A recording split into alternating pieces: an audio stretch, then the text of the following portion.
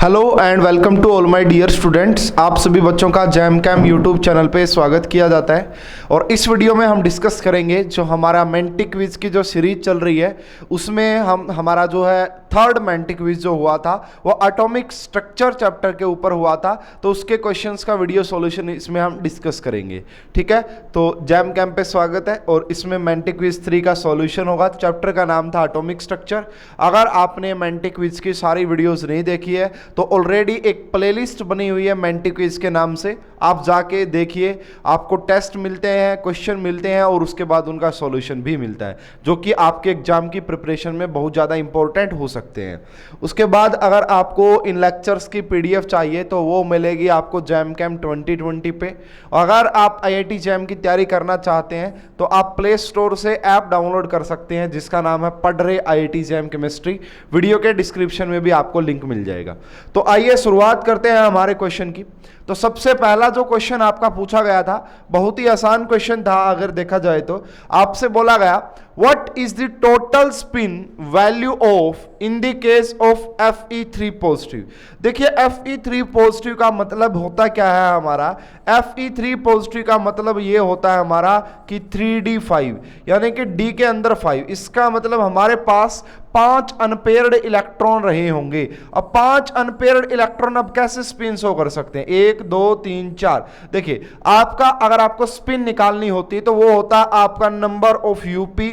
UP का मतलब होता है unpaired electron, number of UP, और इसकी मल्टीप्लाई कर देते हैं 1/2 से, जिससे कि हमारे यहाँ पे जो है नंबर ऑफ स्पिन्स आ जाती है। तो यहाँ पे हमारे पास 5 अनपेयर्ड इलेक्ट्रॉन है। अगर 5 अनपेयर्ड इलेक्ट्रॉन हो सकता है कि वो सारे इस स्पिन के रहे हो, है ना, हो सकता है सारे इस स्पिन के रहे हो, या एक और पॉसिबिलिटी भी है हमारे पास, हो सकता है कि सभी की स्पिन अलग रही हो, ऐसे ऐसे ऐसे। इसका मतलब देखिए अगर 5 है, एक की स्पिन 1/2 है, तो 5 की स्पिन कैसी रही होगी, तो 5 की स्पिन रही होगी 5 इंटू में 1/2। इसका मतलब यहां से देखिए 2.5। अगर इसको आप पॉजिटिव हाफ मान रहे तो 1/2 लिख दीजिए, सॉरी प्लस 2.5 लिख दीजिए। इसको अगर आप नेगेटिव मान रहे तो -2.5 लिख दीजिए। तो इस क्वेश्चन का जो करेक्ट आंसर आना था वो आना था सी इज द करेक्ट आंसर। अगर आप Fe3 पॉजिटिव में पूछेंगे कितनी स्पिन होगी तो यहां पे 2.5 से लेके और -2.5 तक स्पिन आपकी हो सकती थी। यह आपका पहला क्वेश्चन था। चलिए नेक्स्ट क्वेश्चन की बात करते हैं। तो देखिए ये क्वेश्चन आपका MSQ टाइप का क्वेश्चन था पहली बात तो, यानी कि एक से ज्यादा आंसर करेक्ट थे और इंपॉर्टेंट है ये। Basically exam point of view से इंपॉर्टेंट है। आसान है क्वेश्चन लेकिन एग्जाम पॉइंट ऑफ व्यू से इंपॉर्टेंट है। देखिए क्या कहा जा रहा है, the energy of an electron in the first Bohr orbit of H atom is this. तो हमें पता है कि हमारे पास जो एनर्जी का फार्मूला होता है En जो होता है हमारे पास वो होता है -13.6 इंटू में ऊपर Z स्क्वायर होता है और नीचे n स्क्वायर होता है। ये इलेक्ट्रॉन वोल्ट पर एटम में ये वैल्यू होती है ना। अलग अगर आप इसकी यूनिट चेंज कर दोगे तो अलग हो जाएगा। The energy of an electron first Bohr orbit का मतलब होता है कि आपने n की वैल्यू 1 पुट कर दी और हाइड्रोजन के लिए Z की वैल्यू 1 होती है, ये तो हमें पता है। अब आपसे पूछा the possible energy values of the excited states for an electron in Bohr orbit. देखिए अगर आपसे कोई कहता है ना कि फर्स्ट एक्साइटेड स्टेट, इसका मतलब n की जो वैल्यू वो 2 रही होगी। अगर आपसे कोई कहता है, क्योंकि देखो एक ग्राउंड स्टेट n = 1 तो हो गया हमारे पास ग्राउंड स्टेट, है ना। अब n = 1 तो हो गया, उसके बाद पहली एक्साइटेड स्टेट हमारी n जो होगी वो n = 2 होगी। सेकेंड एक्साइटेड स्टेट का मतलब होता है n = 3। ठीक है, यानी कि ग्राउंड स्टेट को अगर छोड़ दें बाकी सारी हमारी एक्साइटेड स्टेट होती हैं। अब देखिए यहां से बोला गया n की वैल्यू हम 1 पुट कर चुके हैं तो हमारी ये वैल्यू आ रही है, कितनी आएगी यहां से 13.6 आती है। अब अगर आप यहां पे पुट कर देते हैं n की वैल्यू 2, तो इसमें अगर आप n की वैल्यू 2 पुट करते तो क्या वैल्यू आएगी देखना, Z तो 1 रहेगा, n की वैल्यू 2 पुट करने का मतलब है कि इसको 4 से डिवाइड करो। 13 को अगर 4 से डिवाइड करोगे तो 4 3 12 के आसपास आएगा, तो 3 पॉइंट समथिंग आएगी। और होता भी ऐसा ही है, अगर मैं n की 2 वैल्यू पुट कर देता हूं यहां से, जो कि हमारी फर्स्ट एक्साइटेड स्टेट होती है, तो यहां से इसकी जो वैल्यू आ जाएगी वो आएगी -3.4। ये बेसिकली आपको याद रखने के लिए भी बोला जाता है कि आपको हाइड्रोजन के लिए E1 E2 E3 E4 इनकी वैल्यू आपको टिप्स पे याद होनी चाहिए, ताकि जो आपके टफ न्यूमेरिकल होते हैं, थोड़े से लेंथी न्यूमेरिकल होते हैं, ये वैल्यूज आपकी काफी हेल्प करती है उनमें। अब मैं अगर यहां पे n की वैल्यू 3 पुट कर देता हूं तो देखिएगा आप वैल्यू क्या आएगी। n की वैल्यू 3 पुट करने का मतलब होता है 13.6, ऊपर तो यही आएगा, यहां पे 9 आ गया, तो ये 1 पॉइंट समथिंग पे जाएगी। देखो 9 का डबल तो 18 होता है, तो 18 पे तो जा नहीं सकते, तो ये वैल्यू जो आएगी ना वो आएगी -1.5 के आसपास। तो ऐसा देखिए कहां पे आ रहा है, तो देखो इसके बीच में और इसके बीच में ये दोनों ही नंबर आए होंगे, तो इसका मतलब ये हमारा करेक्ट आंसर जो होना था इस क्वेश्चन का वो ए होना था और वो डी होना था। आसान क्वेश्चन, बहुत ही आसान है, मतलब इतना टफ क्वेश्चन नहीं कह सकते, इजी क्वेश्चंस में से ये आपका था। The energy of an electron in first Bohr orbit, आप सभी को ये समझ में आ गया होगा, इजी क्वेश्चन था। चलिए नेक्स्ट क्वेश्चन की बात करते हैं। नेक्स्ट क्वेश्चन क्या कहता है हमें, देखिए ये क्वेश्चन हालांकि मैं आपको बता दूं, पहले आप इस चीज को करेक्ट कर लीजिएगा। मेंटी क्विज में इसका आंसर रॉन्ग दिया गया था, मेंटी क्विज में इसका आंसर रॉन्ग दिया गया था, तो प्लीज करेक्ट दिस, है ना। जो हमारे यहाँ पे टाइप करते हैं क्वेश्चन को डालते हैं मेंटी क्विज में, तो उनसे थोड़ी सी गलती हो गई, उन्होंने किसी और क्वेश्चन का सॉल्यूशन वहां पे डाल दिया, है ना आंसर। इस क्वेश्चन का क्विज में आंसर 9 बताया गया था, जो कि बिल्कुल इनकरेक्ट है। इस क्वेश्चन का जो करेक्ट आंसर होगा वो 6 होगा। कैसे, देखिए बहुत अच्छा क्वेश्चन है, जे एडवांस का। N in an atom total numbers of electron having quantum number, तो इसमें आपको बोला गया कि आपके पास एक क्वांटम नंबर है एल की, एन की वैल्यू 4 है। ml जो होता है जिसे हम आपका कैसा quantum number, magnetic quantum number बोलते हैं, ठीक है, ये आपका स्पिन क्वांटम नंबर है। एक हमारे पास L होता है जिसे हम एज़िमुथल क्वांटम नंबर बोलते हैं। अब देखिए अगर आपके पास इस n की वैल्यू क्या है, 4 है, तो L की वैल्यू क्या क्या हो सकती है, L की वैल्यू 0 हो सकती है, L की वैल्यू 1 हो सकती है, L की वैल्यू 2 हो सकती है और L की वैल्यू 3 हो सकती है। देखिए L की वैल्यू कभी भी ना तो इक्वल होती है n के और ना ही उससे बड़ी होती है, ठीक है, यानी कि n की वैल्यू, इस n की जो वैल्यू है, L की वैल्यू हमेशा n-1 रहती है ना, n से कम ही रहेगी, ज्यादा कभी नहीं होगी, n के इक्वल भी नहीं होगी, ठीक है। अब n की वैल्यू ये है, तो देखिए ml की जो वैल्यू लाई करती है ना, वो आपका -L2 प्लस L लाई करती है। कहां से कहां लाई करती है, -L2 प्लस L लाई करती है। तो देखिए अगर मैं यहां पे बात करूं इसी चीज को समझाने के लिए, तो यहां पे क्या वैल्यू आएगी, 0 ही आएगी ml की, ml की तो 0 ही आएगी यहां पे। अगर आप यहां पे बात करोगे तो क्या आएगी, -1 0 एंड +1, यहां पे बात करोगे तो क्या आएगी, -2 -1 0 1 2, अगर आप यहां पे बात करोगे -3 -2 -1 0 1 2 3, ठीक है। अब आपसे बोला गया है कि कितने ऐसे इलेक्ट्रॉन है इस इन क्वांटम नंबर में, है ना, तो आपको टोटल नंबर ऑफ इलेक्ट्रॉन्स बताना है जिनमें n की वैल्यू ये हो, ml की वैल्यू 1 हो। देखो ml का मोड लिया गया है, मोड का मतलब प्लस हो या माइनस हो, काउंट कर लेना। तो देखिए आज यहाँ पे स्पिन क्वांटम नंबर का कोई खास यूज है नहीं बेसिकली, अगर आप इसको बड़े ध्यान से देख पाए तो देखो एक n की वैल्यू यहां से आएगी, ये रही, है ना, प्लस माइनस दोनों लेनी है क्योंकि मोड लगा हुआ है, तो एक ये हो गया, है ना। 2 इलेक्ट्रॉन हमारे पास ऐसे हैं जहां पे n की वैल्यू तो 4 रही होगी और जहां पे आपका ml की वैल्यू -1 और +1 रही होगी, तो फिर 2 यहां से आ जाएंगे, कौन से, एक ये वाला और एक ये वाला, और 2 फिर यहां से आ जाएंगे, एक ये वाला और एक ये वाला। समझ में आई क्या आप सभी को बात। इसीलिए इस क्वेश्चन का जो करेक्ट आंसर होना था वो 6 होना था, हालांकि मेंटी क्विज में इसका आंसर रॉन्ग था, 9 दिया गया था, तो इसको जरूर करेक्ट कर लीजिएगा। नेक्स्ट क्वेश्चन की तरफ बढ़ते हैं। नेक्स्ट क्वेश्चन देखिए भाई, बहुत अच्छे क्वेश्चन होते हैं ऐसे, IIT जैम के एग्जाम में ऑलरेडी पूछा जा चुका है ना। The number of radial nodes, तो रेडियल नोड्स निकालने का जो हमारे पास फार्मूला होता है ना, नंबर ऑफ रेडियल नोड्स अगर आप निकालते हैं, नंबर ऑफ, अगर आप रेडियल नोड्स निकालते हैं तो उसके लिए हमारे पास फार्मूला होता है n -l-1। n का मतलब यहां पे होता है प्रिंसिपल क्वांटम नंबर से, l का मतलब यहां पे होता है एज़िमुथल क्वांटम नंबर से। तो आपको निकालना किस किस के लिए, 3s एंड 2p के लिए। 3s के लिए अगर आप बात करोगे n की वैल्यू 3 होती है एंड आपका l की वैल्यू 0 होती है। इसी प्रकार अगर आप बात करोगे 2p की, तो 2p के लिए n की वैल्यू तो 2 है। देखो ये जो नंबर होता है ना, यही हमारी n की वैल्यू होती है, ये जो नंबर है यही हमारी n की वैल्यू होती है, ठीक है। और p के लिए एजिमुथल क्वांटम नंबर की वैल्यू होती है 1। अब निकाल लेना भाई आराम से। देखो सबसे पहले यहाँ पे पुट करो 3, उसके बाद 0, उसके बाद -1 यानी कि 2 आ गई। यानी कि 3s के लिए हमारे पास 2 रेडियल नोड्स रहे होंगे, है ना। 3l के लिए, 3s के लिए हमारे पास 2। उसके बाद अगर बात करें यहाँ पे n की वैल्यू आ गया, ये l की वैल्यू -1 और -1 फार्मूले में होता है, तो ये आ गया 0। इसका मतलब 2p में हमारे पास एंगुलर नोड्स नहीं रहा होगा, सॉरी रेडियल नोड्स नहीं रहा होगा, है ना। एंगुलर हो सकता है, एंगुलर होगा, क्योंकि एंगुलर का होता है भाई जितने l की वैल्यू होती है वही हमारे एंगुलर नोड्स होते हैं। इसीलिए भाई इस क्वेश्चन का जो करेक्ट आंसर आना था वो आना था A is the correct answer. तो ये यार सिंपल सा फार्मूला होता है, बहुत सारे बच्चों को पता भी होगा, इसको जरूर नोट कर ले इस फार्मूले को। नेक्स्ट क्वेश्चन की तरफ बढ़ते हैं, वो भी नोड से रिलेटेड था।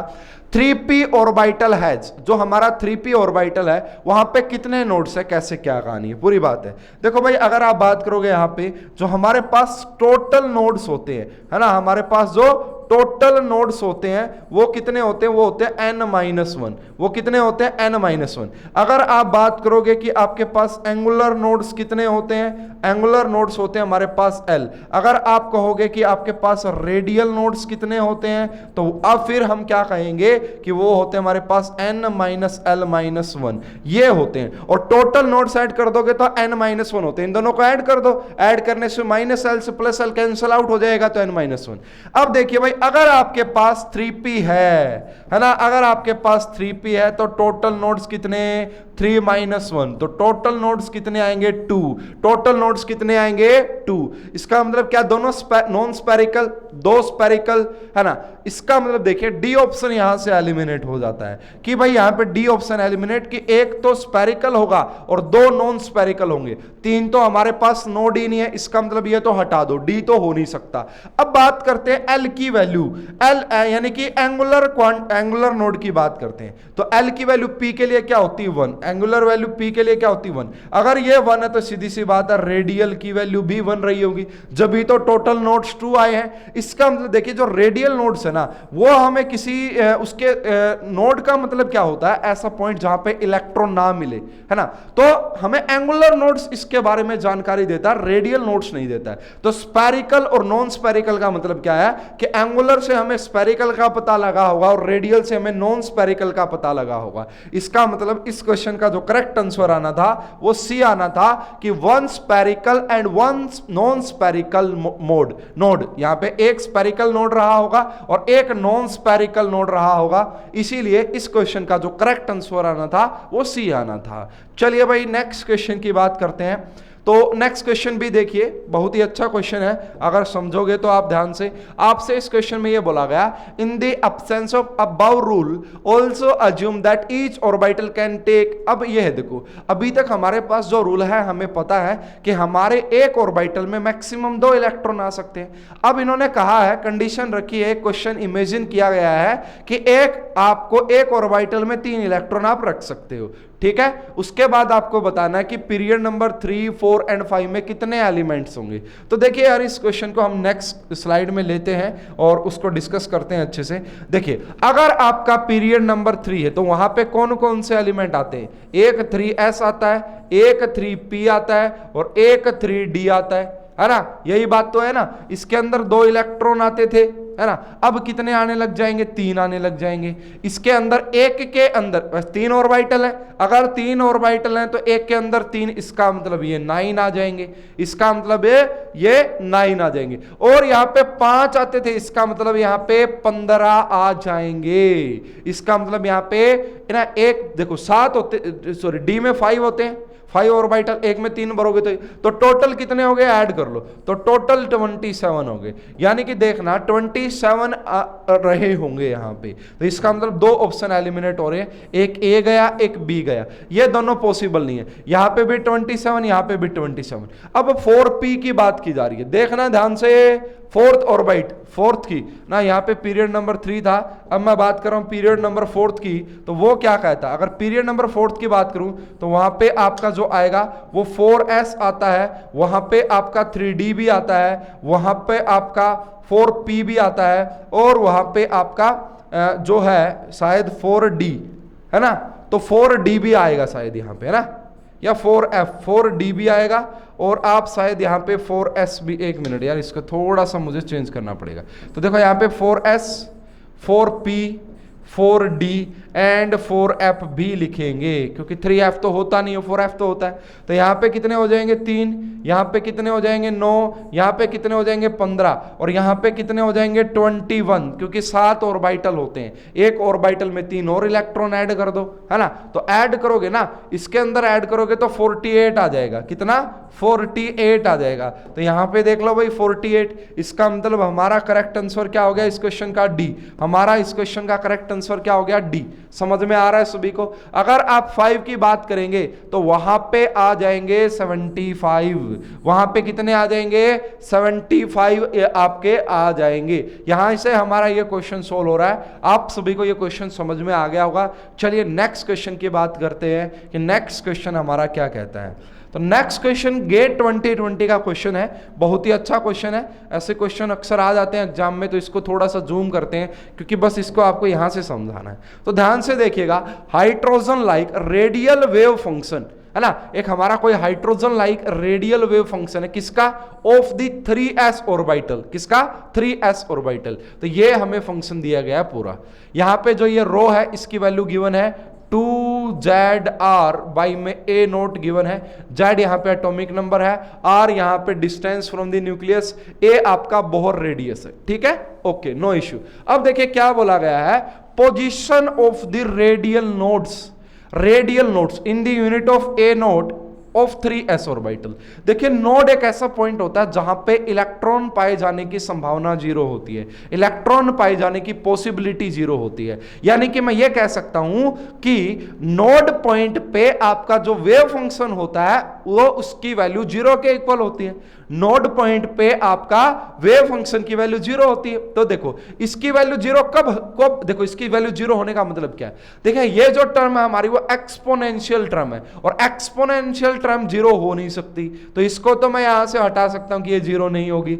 दूसरी बात जो ये z है और a नोट है ये तो फिक्स है, दोनों ये तो फिक्स है, a नोट की भी वैल्यू फिक्स है, z की भी वैल्यू फिक्स रही होगी हाइड्रोजन के लिए, तो ये भी हमारा 0 नहीं हो सकते। अब कौन सा 0 आएगा, ये आएगा 0, है ना। अब इसको आप क्या करो, 6 माइनस में 2 रो और प्लस में रो का स्क्वायर बाई में 9, और इसको पुट कर दो 0 के इक्वल। अब ये बन गई सिंपल क्वाड्रेटिक इक्वेशन।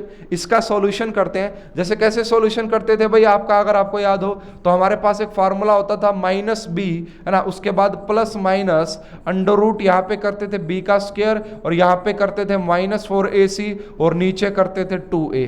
इस फार्मूले से हम किसकी वैल्यू निकाल लेंगे, यहाँ से इस रो की वैल्यू निकाल लेंगे, ठीक है। तो यहां से आप निकाल लीजिएगा भाई, इस क्वेश्चन का जो करेक्ट आंसर आना है आपका वो आना है सी इज द करेक्ट आंसर। अब कैलकुलेशन बच गई है, सिंपल ये आपकी क्वाड्रेटिक इक्वेशन आ गई है, इसका सॉल्यूशन निकाल लीजिएगा यहां पे फॉर्मूले में पुट करके, ठीक है ना। तो ये आपका बनेगा 1/9 a बन जाएगा, ये b बन जाएगा, ये c बन जाएगा, यहाँ पे पुट करना, ठीक है, रो की वैल्यू आएगी। अब ये जो रो है, रो की जगह आप क्या पुट कर देना, 2zr by a note, 2zr by a note put कर देना। तो यहां से आपका करेक्ट आंसर आ जाएगा इस क्वेश्चन का, वो आएगा C is the correct answer. Next question की तरफ बढ़ते हैं भाई। नेक्स्ट क्वेश्चन हमारा क्या कहता है, तो देखिए ये भी एक आपका क्वेश्चन है यहाँ पे, if nitrogen atom has electronic configuration 1s7, है ना, वैसे 1s7 होती नहीं, it would be have energy lower than the normal ground state, ठीक है, because here electron come to, ये रहा, तो ये कौन से को वोलेट कर रहा है, तो ये पाउली के प्रिंसिपल को वोलेट करता है, क्योंकि पाउली का प्रिंसिपल कहता है कि आप एक ऑर्बिटल में 2 इलेक्ट्रॉन भर सकते हैं, आप एक ऑर्बिटल में 2 ही इलेक्ट्रॉन भर सकते हैं। तो यहाँ पे एक 1s में 7 आपने कैसे भर दिए, है ना, 1s 7 का ऑर्बिटल, इसमें आप 7 नहीं भर सकते। तो इस क्वेश्चन का करेक्ट आंसर आना था Pauli's exclusion principle. Next question की बात करते हैं। नेक्स्ट क्वेश्चन क्या कहता है, देखिए, the orbital diagram in which the Aufbau principle is violated. देखिए अबव प्रिंसिपल ये कहता है कि पहले आप लोअर एनर्जी के ऑर्बिटल्स को कंप्लीटली फिल कीजिए, उसके बाद आप आगे जाइए। तो जैसे यहाँ पे तो कंडीशन को फुलफिल किया गया, कैसे, है ना, इन्होंने तो ऐसे किया कि भाई सबसे पहले एक इलेक्ट्रॉन यहाँ पे, फिर यहाँ पे, उसके बाद यहाँ पे, उसके बाद यहाँ पे और उसके बाद यहाँ पे पेयरिंग करवा दी। तो ये तो ठीक है, इसमें तो कोई प्रॉब्लम नहीं है, सेम इसमें भी कोई प्रॉब्लम नहीं है। लेकिन यहाँ पे बड़ी प्रॉब्लम हो गई भाई, पहले आपने 1s को तो भरा, पहले आपने 2s को तो कंप्लीटली भरा नहीं, और आप कहाँ पे पहुंच गए, आप कहाँ पे पहुंच गए यहाँ पे। ऐसा करना, है ना, हुंड्स अबव प्रिंसिपल के हिसाब से गैर कानूनी है, तो आप गैर कानूनी काम नहीं कर सकते। इसका मतलब हमारा जो वॉयलेशन हुआ है वो सी में हुआ है, ना कि ए में। ए सही है भाई, ए, क्योंकि पहले तो 2s भरा है ना, उसके बाद 2p है ये, ऐसा हम कर सकते हैं। इनका जो एनर्जी ऑर्डर है 2p वालों का, तो वो तो सेम है, इसमें तो कोई इशू नहीं है। लेकिन यहाँ पे 2s और 2p में एनर्जी डिफरेंस है, तो पहले आपको लोअर एनर्जी का फिल करना था, उसके बाद आपको हायर एनर्जी का। तो ये तो करेक्ट है ना, मतलब ऊपर वाला तो करेक्ट है। नेक्स्ट क्वेश्चन की बात करते, देखिए, time taken for an electron to complete 1 revolution in the Bohr orbit of hydrogen atom. देखिए इस क्वेश्चन को हम कुछ ऐसा सोल्व करेंगे, आपको पढ़ाया जाता क्वांटाइजेशन ऑफ एंगुलर मोमेंटम, है ना। बोहर मॉडल का एक पोस्टुलेट अगर आपको याद हो कि जो आपका mvr होता है, mvr वो इक्वल होता है nh/2π के, nh/2π के इक्वल होता है, अगर आपको याद हो। तो अगर मैं यहां से वेलोसिटी निकालूं, अगर मैं यहां से वेलोसिटी निकालूं तो वो किसके इक्वल आ जाएगी, nh/2π और यहां पे आ जाएगा mr, क्या आ जाएगा, mr आ जाएगा। अब मुझे चाहिए यहां पे, है ना, एक रेवोल्यूशन पर, मतलब पर सेकंड रेवोल्यूशन कितना होता है यहाँ पे, वही बात करनी है। तो मैं यहाँ पे निकालता हूँ, रेवोल्यूशन का मतलब ये होगा कि भाई इसको आप ऐसे समझिए रेवोल्यूशन को, कि जो आपकी वेलोसिटी रही है ना, जो आपकी वेलोसिटी रही है और बाई में सरकमफेरेंस जो रहा है ना, तो सर्कल में घूम रहा है तो सरकमफेरेंस क्या रहा होगा, 2πr रहा होगा, है ना। ये आपका रिवोल्यूशन पर सेकंड आएगा, ये आपका रेवोल्यूशन पर सेकंड आएगा। इस वर्ड के ऊपर बड़ा फोकस कीजिएगा। अब यहां पे हमने वेलोसिटी की वैल्यू पुट कर देनी है, तो देखो यहां पे अगर आप पुट करोगे nh बाई में, है ना, nh, ये कुछ रॉन्ग तो नहीं हो गया मुझसे, मुझे जहां तक लगता है, तो मे भी हो सकता है कि यहां पे नहीं, बिल्कुल सही है, बिल्कुल सही है। तो nh यहां पे आएगा 2πmr, इंटू में आएगा यहां पे आपका 2πr, ठीक है। अब ये तो पर सेकंड था, है ना, ये तो रिवोल्यूशन पर सेकंड था, हमें तो क्या चाहिए, टाइम चाहिए ना। तो इसका रेसिप्रोकल कर दीजिए, इसका आप रेसिप्रोकल करोगे तो यहां से देखिए 4 आ जाएगा, पाई का स्क्वायर आ जाएगा, mr स्क्वायर आ जाएगा और नीचे nh आ जाएगा, है ना, क्योंकि टाइम चाहिए ना हमें, पर सेकंड का मतलब नीचे, अगर आपको सेकंड चाहिए तो इसका मतलब उसका रेसिप्रोकल कर दीजिए। इसका मतलब इस क्वेश्चन का जो हमारा करेक्ट आंसर आना था वो ए आना था। भाई सारे बच्चे एक बार कमेंट करके जरूर बताएं कि आपको ये जो सीरीज है, ये जो सॉल्यूशन है जो मैं करवाता हूँ, ये अच्छे लगते भी हैं या नहीं भी, आप इनको शेयर करते हैं या नहीं भी, या फिर मैं ऐसे ही मेहनत करे जा रहा हूँ और आपको सपोर्ट नहीं कर रहे हैं। एक बार कमेंट करके जरूर बताएं। जब तक मैं नेक्स्ट क्वेश्चन की तरफ बढ़ता हूँ, देखिए भाई एक और क्वेश्चन है, energy of an electron in hydrogen atom is given this, which one of the following statement is true if n की वैल्यू अगर आपने 1 से 3 कर दी तो, 1 से 3, देखना यार इसको थोड़ा सा समझना पड़ेगा ध्यान से, इस क्वेश्चन को थोड़ा सा ध्यान से समझना पड़ेगा। अगर आप यहां पे बात करें कि n की वैल्यू जब आप 3, हमें पता है कि जो हमारी एनर्जी होती है, हमें पता है कि जो हमारी एनर्जी होती है En is inversely proportional to n square, inversely proportional to n का स्क्वायर। अगर आप इसकी वैल्यू को 3 टाइम्स यहाँ पे 3 का स्क्वायर करोगे, इसका मतलब 1/9 आप कर रहे हो, इसका मतलब एनर्जी आपका 1/9 टाइम क्या करेगी, डिक्रीज कर जाएगी। एनर्जी आपका क्या करेगी, 1/9 टाइम्स क्या करेगी, डिक्रीज। इसका मतलब डिक्रीज 9 टाइम्स हम कह सकते हैं, क्योंकि आपको फार्मूला भी गिवन है, सब कुछ तो गिवन है। इसका मतलब D is the correct answer, है ना। तो देखिए यार एक बात और है यहाँ पे, इसके रिगार्डिंग इसमें थोड़ा सा जो मुझे डाउट लग रहा है, हालांकि ऐसा होना चाहिए। देखो जब आप n की वैल्यू 1 पुट करते हो ना, तो इसके मुझे लग रहा है कि ऐसा हो सकता है, बाकी इसको करेक्ट कर लेंगे भाई बाद में, कोई दिक्कत नहीं है। मुझे लग रहा है कि इसका C आना चाहिए कि increase by 9 times, 9 times increase करेगी, ऐसा तो नहीं बोलेंगे, सही है ये, चलो इसको ऐसे बोलेंगे, डी बोलेंगे, ठीक है ना, डी बोलेंगे इसे कि डिक्रीज 9 टाइम्स। अगर आप, वैसे आपको एक चीज ये पढ़ाई जाती है, देखो अगर आप 1 पुट करते तो 13.6 है, अगर आप 2 पुट करते तो अभी पढ़ा मैंने 4.2 समथिंग है, अगर आप 3 पुट करते तो 1.5 है, ऐसी वैल्यू मैंने आपको बताई। तो देखो अगर आप इस साइन को देखोगे, वैसे इस साइन को अगर देखोगे तो नेगेटिव वैल्यू ये आपका क्या होती जा रही है ना, नेगेटिव वैल्यू जितनी कम हो उतनी ज्यादा पॉजिटिव होती है। इसको यार एक बार सर्च कर लीजिएगा, मुझे लगता है कि डी भी ठीक है, डी ठीक है और सी भी हो सकता है, एक बार इसको आप अपने एंड पे चेक कर लीजिएगा, मैं आपको बता रहा हूं, हो सकता है कि इस क्वेश्चन में डाउट हो, लेकिन इसका क्वेश्चन का आंसर मैंटिक क्विज में डी दिया गया था, ठीक है। नेक्स्ट क्वेश्चन की बात करते हैं, तो देखिए भाई ये भी एक क्वेश्चन है, what transition in the hydrogen spectrum would we have the same wavelength as Balmer transition। तो देखना यार बड़ा आसान सा क्वेश्चन है, अगर आप इसको डिस्कस कर रहे हैं तो देखो हमारे पास क्या होता है कि जो हमारा यहाँ पे हीलियम के लिए जो आपका वेव नंबर है या फिर 1/λ है हीलियम के लिए, वो किसके इक्वल होता है, यहाँ पे RH होता है, यहाँ पे Z का स्क्वायर, तो यहाँ पे Z क्या रहा होगा 2 का स्क्वायर करोगे 4, और यहाँ पे क्या आ गया होगा N1 कितना है यहाँ पे, तो N1 कितना है 2 है ना, N1 कितना है 2, और उसके बाद यहाँ पे अगर आप बात करोगे N2 की, वो कितना है 4। इसको जब आप यहाँ से देख रहे होगे तो आपको क्या नजर आएगा, यहाँ से RH हो गया RH, यहाँ से देखोगे ये आपका 1/2 ही है, और ये देखोगे 1/16 है, ठीक है ना। इसके 4 से अंदर मल्टीप्लाई कर देते हैं, जब इसके 4 से अंदर मल्टीप्लाई करोगे तो यहां पे आ जाएगा 2 और यहां पे आ जाएगा 1/4, यहां पे क्या आ जाएगा 1/4। कहीं पे गड़बड़ी तो नहीं हो रही है ना मुझसे, मेरे हिसाब से तो नहीं हो रही है ना। अच्छा इसका भी तो स्क्वायर करना था ना, ये गड़बड़ी हो रही है, इसका भी तो स्क्वायर करना था, तो ये भी 4 आएगा, और जब आप 4 से 4 करोगे तो ये कितना आ जाएगा हमारा, यहाँ पे 1 आ जाएगा, ये कितना आ जाएगा 1 आ जाएगा, ठीक है ना। अरे समझ में आया ना क्या किया हमने, अरे भाई मैं इस 4 को अंदर ले गया है ना, 4 को अंदर ले गया तो 1/4/4 1 हो जाएगा, और 4/16 1/4 हो जाएगा। अब ये वाली वैल्यू आपको बतानी है, ये वाली वैल्यू बतानी है कि किसके इक्वल रही होगी। तो देखो यार हाइड्रोजन के लिए जब हम ये वाला फार्मूला पुट करेंगे ना, तो हाइड्रोजन के लिए जो हमारा आएगा 1/λ वो किसके इक्वल आएगा, RH, और यहाँ पे 1 आएगा।